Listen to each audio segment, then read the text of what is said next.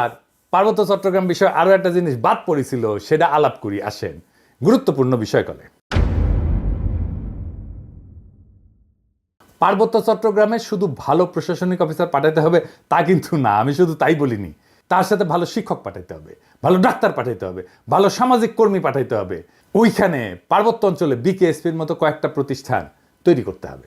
পাহাড়ি ছেলে মেয়েদের শরীরে শক্তি আর এনার্জি বেশি থাকে, পাহাড়ি পথে চলাচল করে, কঠিন পরিশ্রমের জীবন, এই জন্য শরীরে এনার্জি বেশি, মেদ কম।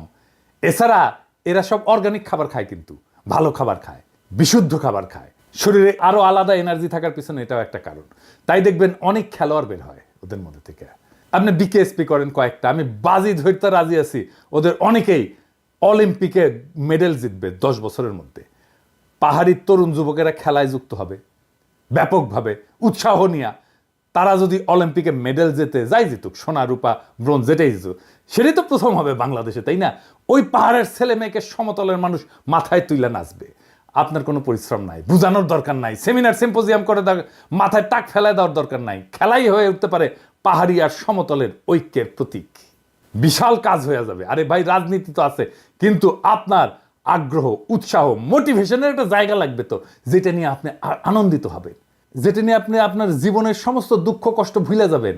আপনার দুঃখ কষ্ট ভুলে ফেলার প্রতীক হয়ে উঠবে ওই পাহাড়ের ছেলেটা যে অলিম্পিকে একটা মেডেল নিয়ে আসছে। খেলাধুলার মাধ্যমে ওদেরকে যদি সংযুক্ত করা যায়, সারা দেশব্যাপী একটা যোগসূত্র তৈরি হবে পাহাড়ি এবং সমতলীদের মধ্যে। আমার পাঠক দর্শকদের বলি, আমার ক্ষুদ্র ভ্রাতারা স্লোগান দেয়, 7 সিস্টার থাকবে না রে। ভাসানির রেফারেন্সে বলে আসাম আমার, 7 সিস্টার তো আমার।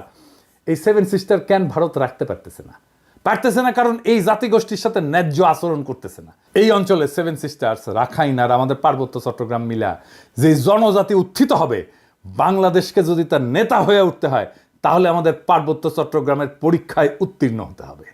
এইটা আমাদের টেস্ট কেস। কয়েক লাখ পাহাড়ি নাগরিকদের যদি আমরা আস্থায় নিতে না পারি, আমরা এই অঞ্চলের নেতা হব কিভাবে কোটি কোটি মানুষের? পারবো না তো। তাই আমাদের মাইন্ডসেট এমনভাবে তৈরি করতে হবে যে আমরা বাংলাদেশ পথ দেখাবো। ভারত যেই সমস্যার সমাধান করতে পারে নাই, যেই কারণে 7 সিস্টার আজকে অগ্নিগর্ভ, সেই সমস্যার সমাধান আমরা দিতে পারবো। এই আস্থা তৈরি করতে হবে, এই আস্থা তৈরি করতে পারতে হবে। এই অঞ্চলে যদি কয়েকটা নতুন রাষ্ট্র তৈরি হইতে পারে, তাহলে তাদের সাথে একটা কনফেডারেশন গড়ার উদ্যোগ নেবে বাংলাদেশ। সেই প্রস্তুতি রাখতে হবে। তো কেন কনফেডারেশন করবে? এখন যদি তারা দেখে আমাদের পার্বত্য চট্টগ্রামের কয়েক লাখ নাগরিক খুশি না বাংলাদেশের রাজনৈতিক নেতৃত্বের প্রতি, তাহলে তারা কি আমাদের সাথে কনফেডারেশনে আসবে? আসবে না তো।